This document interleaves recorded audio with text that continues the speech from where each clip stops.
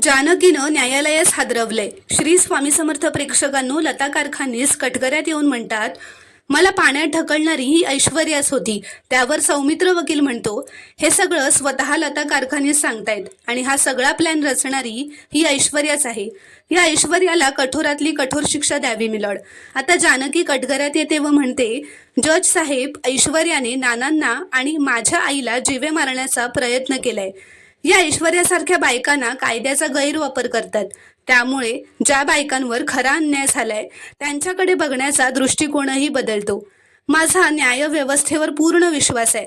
मला थोडा वेळ मिळाला तर आमचं सत्य मी पुढे मांडू शकते.